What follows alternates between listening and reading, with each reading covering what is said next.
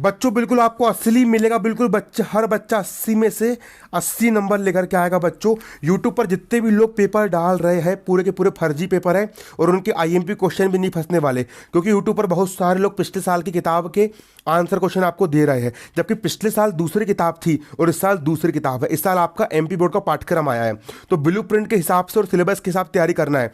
लेकिन बच्चों आपको असली पेपर का बिल्कुल पूरा सोल्यूशन आपको मैं प्रोवाइड करूंगा। पेपर आपका समय 3 घंटे का है, कुल आपको 80 नंबर के आपके प्रश्न आने वाले हैं। कक्षा 10वीं हिंदी अर्धवार्षिक परीक्षा 2021-2022 प्रश्न पत्र का संपूर्ण सॉल्यूशन बच्चों आपको यहाँ पर मिलेगा। ठीक है, प्रश्न पत्र का आपको संपूर्ण यहाँ पर क्या मिलने वाला है बच्चों, सॉल्यूशन मिलने वाला है।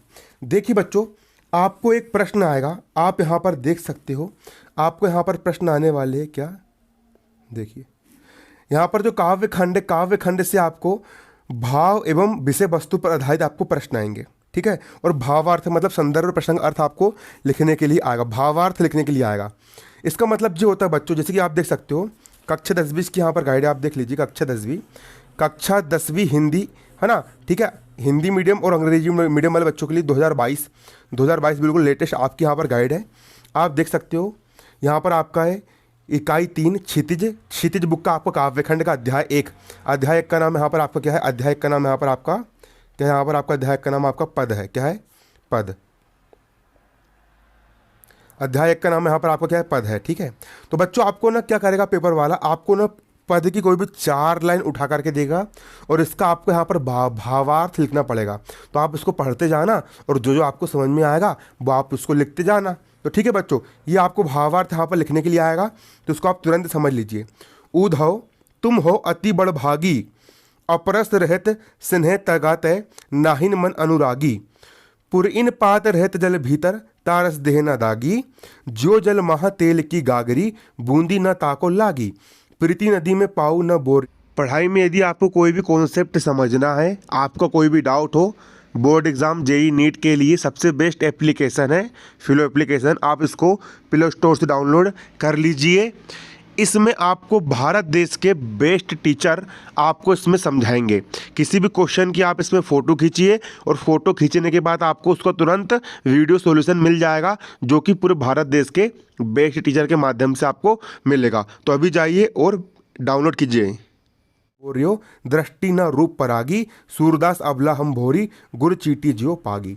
बच्चों आप इसका अर्थ समझ लीजिए, क्योंकि इसका अर्थ समझने से क्या होगा, आपको भावार्थ के नंबर तो मिलेंगे, लेकिन आपके जो प्रश्न उत्तर आपके पूछे जाएंगे वो इसी पद्यांश के अंदर से पूछे जाएंगे।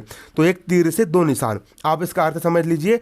अर्थ समझने से आपके आंसर क्वेश्चन भी तैयार हो जाएंगे और आपके भावार्थ भी आप तैयार हो जाएंगे। तो देखो, उद्धव तुम हो अति बड़ भागी, गोपिया उद्धव पर, गोपिया कौन थी, भगवान कृष्ण की जो राधा थी है ना। भगवान कृष्ण पहले वृंदावन में रहते थे, फिर वृंदावन छोड़ करके वो गोपियों को छोड़ करके वो कहाँ चले गए, मथुरा चले गए है ना। और भगवान कृष्ण ने फिर गोपियाँ उनका इंतजार करते रही भगवान कृष्ण का कि कब आएंगे भगवान कृष्ण, कब आएंगे भगवान कृष्ण। लेकिन भगवान कृष्ण नहीं आते, वो उनके मित्र उद्धव को भेज देते हैं गोपियों को समझाने के लिए है ना। तो गोपियाँ उद्धव पर व्यंग कसते हुए कहती है कि हे उद्धव तुम तो बड़े भाग्यवान हो है ना, अपरस रहत स्नेह तगाते नाहिन मन अनुरागी, तुम प्रेम रूपी बंधन में नहीं बंध पाए। गोपियाँ कहती हम तो भैया भगवान कृष्ण से प्रेम कर गए, हम तो उनके दीवाने हो गए, लेकिन उद्धव तुम उनके साथ रह रहे हो फिर भी तुम प्रेम रूपी बंधन में नहीं बन पाए, तुम्हारा मन कृष्ण के प्रेम में नहीं डूबा। गोपियाँ कहती है कि उद्धव तुम्हारा मन कृष्ण के प्रेम में नहीं डूबा, तुम तो कमल के उस पत्ते की तरह हो जो पानी में रहता है लेकिन भीगता नहीं है। कमल का जो फूल होता है ना बच्चों, उस पर तेल की एक परत चढ़ी होती है, इसी कारण कमल का फूल पानी में तो रहता है लेकिन उस पर कभी भी वो गीला नहीं होता है। कभी गीला होता है क्या, वो नहीं होता है, उसके ऊपर मोम की परत चढ़ी होती है। तो उसी प्रकार गोपियों भी कहती है कि उद्धव तुम भी कमल के पत्ते के समान हो, तुम्हारे ऊपर भी मोम की परत चढ़ी है कि तुम भगवान कृष्ण के साथ रह तो रहे हो लेकिन तुम उसके प्रेम में नहीं डूबे हो। जिस तरह तेल लगी हुई गागर को जल में डुबोने पर भी जल की बूंद उस पर नहीं ठहरती। देखिए जल की जो बूंद होती है ना, जल की बूंद अगर किसी घाघर में, अगर किसी मटके में अगर तेल लगा हो तो उसको अपन जैसे अपन मटके को अपन गाय में डोबते हैं, पानी में डोबते हैं, तो तुरंत क्या होता है, उसकी जो बूंद होती है वो गागर पर नहीं ठहरती है। उसी प्रकार उद्धव तुम भी भगवान कृष्ण के समीप रह करके, है ना, प्रेम रूपी इस नदी में अपना पांव डुबाया और ना ही तुम्हारे मन, है ना ही तुम्हारी दृष्टि उनके सौंदर्य पर मुग्ध हो पाई। जैसे गोपियाँ कहती जैसे हम भगवान कृष्ण के प्रेम के दीवाने हो गए हैं, लेकिन तुम उनके साथ रह रहे हो फिर भी तुम उनके दीवाने नहीं हो पाए हो। परंतु हम अबला इतनी भोली है कि कृष्ण के सौंदर्य पर ऐसी मुग्ध हो गई है जिसे चींटी गुड़ पर चिपक जाती है। और गोपियाँ कहती है कि हम तो भगवान कृष्ण के प्रति इतने मोहित हो गए हैं जैसे चींटियाँ गुड़ पर चिपक जाती है, वैसे हमें भगवान कृष्ण से इतना क्या करते, प्रेम करते हैं। ठीक है, अब इसी से आप जितने भी उद्धव वाले आपका आंसर क्वेश्चन आएंगे, आप इसी को देख करके आपको उसको लिख देना है। ठीक है, अब इसका एक और समझ लीजिए, बस इतना बस समझ लीजिए, फिर आपका इस अध्याय पूरा हो गया खत्म। ठीक है, अब आंसर क्वेश्चन आएंगे तो आप मन से आराम से लिख करके जाओगे। ठीक है, समझने के बाद यही तो आपको आसानी होती है कि आप उसको आसानी से आप पेपर में लिख करके आ जाओगे। हरिहर राजनीति पढ़ी आए, समुझी बात कहत मधु करके, समाचार सब पाए। एक अति चतुर हुए पाहिले ही, अब गुरु ग्रंथ पढ़ाए। बुद्धि बड़ी जानी जो उनकी, जोग संदेश पठाए। उधव भलो लोग आंगे के, पर हित डोलत धाए। अब अपने मन फेर पाइए, चलहु जू चुराए। ते क्या अनिति करे आपुन जे, और अनिति छुड़ाए। राज धर्म तो यही सूर जो, प्रजा न जाहि सताए। अब इसका अर्थ समझिए।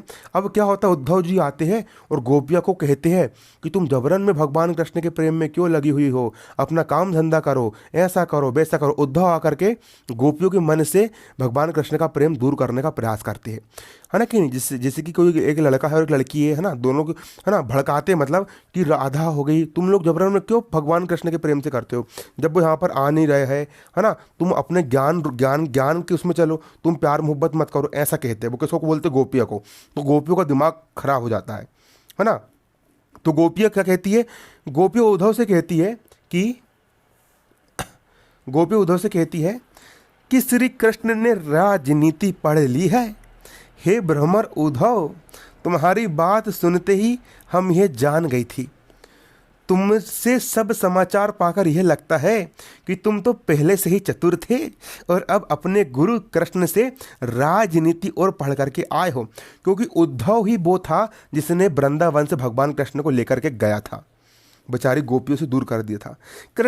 श्री कृष्ण की बुद्धि का बड़प्पन भी हमें समझ आ ही गया, है ना। तभी तो उन्होंने योग का संदेश भेजा है कि योगा करो और प्यार मोहब्बत छोड़ दो। क्यों छोड़ दे प्यार मोहब्बत? हे उद्धव, पहले के भले लोग दूसरों की भलाई के लिए आगे आते थे, अब हम सिर्फ इतना चाहती है कि हमारा मन ही वापस मिल जाए, जो श्री कृष्ण ने जाते समय चुरा लिया था। भगवान कृष्ण को गोपियाँ इतना प्यार करती थी कि वो कहती है कि भगवान कृष्ण ने हमारा दिल चुरा लिया था, है ना, काश वो हमारा दिल हमको वापस मिल जाए। वे कृष्ण दूसरों को अन्याय से बचाते हैं, वो स्वयं हमारे साथ अन्याय कर रहे हैं, हमारा दिल चुरा के ले गए। राज धर्म तो यही कहता है कि राजा वही है जो प्रजा को न सताए, अर्थात श्री कृष्ण आकर के हमको दर्शन दे, है ना, और अपना योग का जो संदेश है उसको, है ना, अपनी ज्ञान की बात अपने पास रखे। हमको तो प्यार करना कृष्ण भगवान से, ठीक है, ऐसा है। अब इसी के जो आंसर क्वेश्चन है बच्चों, उसको आप एक बार सुन बस लीजिए, फिर इस अध्याय के आपके जितने भी प्रश्न बनेंगे ना, आप उसको कुछ ना कुछ लिख करके, आप हिंदी में मन की भाषा में आप लिख के आ सकते हो। आपने कहानी समझ ली है। अब पेपर में जैसे कि एक क्वेश्चन आया, ठीक है, देखो, गोपी द्वारा उद्धव को भाग्यवान कहने में क्या व्यंग्य निहित है ना, मतलब गोपी ने उद्धव को भाग्यवान कही तो उसका क्या व्यंग्य निहित है। देखो, मैं बिना पढ़े इसका आंसर बोल के बता रहा हूँ, क्योंकि मैंने उसको पद्यांश समझ लिया हूँ। देखो, मैं इसको 10 लाइन में बोल सकता हूँ, बताऊँ कैसे बोलूँगा मैं, अगर मैं रहता मैं कैसे लिख करके आता। गोपियाँ उद्धव को भाग्यवान इसलिए कहती है क्योंकि उद्धव भगवान कृष्ण के पास रहते तो है, लेकिन अभी तक वो भगवान कृष्ण के प्रेम में नहीं डूब पाए हैं। हम गोपियाँ तो भगवान कृष्ण के प्रेम में उस प्रकार डूब गई है जैसे चींटियाँ गुड़ से चिपक जाती है। लेकिन उद्धव तो बहुत ही भाग्यवान है कि वो भगवान कृष्ण के साथ रहते तो है, लेकिन उनके प्रेम में अभी तक डूबे नहीं हैं। मैंने कम से कम आधा पेज का बोल दिया हूँ, है ना, आप लेकिन उससे कम ही यहाँ पर गाइड में दिया होगा, ठीक है बच्चों। तो ऐसा रहता है, हिंदी आप अपने मन से नहीं, मतलब आप इस प्रकार भी आप लिख करके आ सकते हो। गोपियाँ उद्धव से कहती है कि कृष्ण के समीप रहकर भी तुम कृष्ण के प्रेम में नहीं बंधे, है ना, उद्धव नहीं बंधे, तुम बड़े भाग्यशाली हो। यहाँ पर असल में वे व्यंग कर रही है कि तुमसे अधिक भाग्यहीन कोई नहीं हो सकता जो भगवान कृष्ण के प्रेम को महसूस नहीं कर सकता, ठीक है। देखो, उद्धव के व्यवहार की तुलना किस किस से की गई है? तो उद्धव के व्यवहार की तुलना उस कमल के फूल से की गई है जो पानी में तो रहता है लेकिन पानी से गीला नहीं होता, है ना। और उद्धव की तुलना तेल युक्त घड़े से की गई है जो जल में डुबाने पर, है ना, और उस पर उसका जो पूरा तेल रहता है, पानी मटके का तेल, वो पानी में चल जाता है और तेल की बूंद मटके पर नहीं ठहरती है। उसकी तुलना किससे की गई है? उद्धव से की गई है। इसको भी आप लिख सकते हो, बहुत ईजी है। अरे हिंदी को रट्टा नहीं मारते बच्चों, खाली समझ करके पढ़ लेते हैं और पेपर में आपको जो जो याद आते जाएगा आप वो लिख करके आ जाना। हिंदी रटने की चीज़ नहीं है, ये सिर्फ पढ़ने की चीज़ है। एक बार पढ़ लीजिए, समझ लीजिए और पेपर में आप अपनी भाषा में इसका उत्तर लिख करके आ जाना। और थोड़ा स्पीड से लिखना, और लिखने का तरीका क्या रखना है उसका वीडियो मैं आप लोग के लिए कल लेकर के आऊँगा, ठीक है। ऐसा रहता है भैया हमारा। इसके बाद देखिए, गोपिया ने किन किन उदाहरण के माध्यम से उद्धव की उल्हाना किया है। तो देखो, गोपिया कहती कि हे उद्धव, अब वही चीज़ यहाँ पर रिपीट होगी, उसके अलावा कुछ है नहीं। जितने भी इसके आंसर क्वेश्चन है ना, पूरे पूरे वही एक लाइन रगड़ी जाती है हिंदी में। इसी में तो मजा आता है। आपने 2 ठैया पद्यांश समझ लिए, उसका जितने भी आंसर क्वेश्चन आएंगे सबके आंसर उसी पद्यांश के अंदर आपको मिल जाना है। देखिए, गोपिया क्या क्या उदाहरण देती है। गोपिया कहती है कि हे उद्धव, तुम बड़े भाग्यशाली हो जो कृष्ण के समीप रहकर भी कृष्ण के प्रेम में डूबे नहीं हो, ठीक है। इसके बाद देखो, कृष्ण के प्रेम रूपी प्रीति नदी में तुम अपने पांव नहीं डुबाए हो। गोपिया कहती है ना, तुम्हारी दृष्टि कृष्ण के रूप से प्रभावित नहीं हुई है और तुम भगवान कृष्ण से प्रेम नहीं करते हो। अगला, तुम्हारा योग का संदेश सुनकर हमारी बिरहा की अग्नि और अधिक बढ़ गई है। बिरहा मतलब ब्रेकअप, है ना, अपनी भाषा में। बिरहा मतलब किसी से अपन प्यार कर रहे हैं और वो अपन को नहीं मिल रहा है ना, तो बहुत उसको जो अग्नि उठती है हमारे सीने में, मैं उसको इतना प्यार करता हूँ वो मेरी तरफ देख तक नहीं रही है, तो फिर एक बिरहा की अग्नि उठती है ना, है ना। आज से 4-5 साल पहले मैं गुजर चुका हूँ, इसलिए मैं इधर ध्यान नहीं देता हूँ। अगला, तुम पहले से ही चतुर थे और कृष्ण से राजनीति पढ़ करके आए गए, है ना, ठीक है। बस इतना आप पढ़ लेना। जैसे कि आप एक क्वेश्चन यहाँ पर और देख सकते हो, मर्यादा न लही के माध्यम से कौन सी मर्यादा न रहने की बात की जा रही है। गोपियों का मानना है कि प्रेम के बदले प्रेम देना चाहिए। हम गोपियाँ लोग भगवान कृष्ण से प्रेम कर रही है तो उनको भी हमको प्यार देना चाहिए, पप्पी देना चाहिए।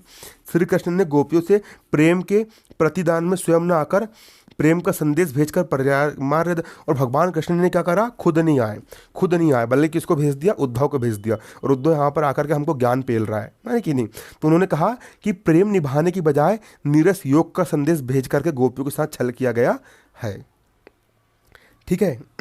अब कोई भी क्वेश्चन आए आप इसको लिख दोगे, ठीक है, गोपियों वाला, है ना। अब पेपर में कोई भी क्वेश्चन आए आप इसको आराम से आप इसको लिख दोगे, ठीक है बच्चों। बाकी क्वेश्चन आप भी इसके पढ़ लेना, है ना। आप रीड बस कर लेना, मेरा काम सिर्फ समझाने का है, है ना। मेरा काम क्या है, समझाने का। पेपर लीक नहीं हुए हैं, तैयारी पूरी करना पड़ेगा, है ना, मेहनत करना पड़ेगा बच्चों, है ना। मैं अपनी तरफ से आपको इंपॉर्टेंट क्वेश्चन देने का प्रयास कर रहा हूँ।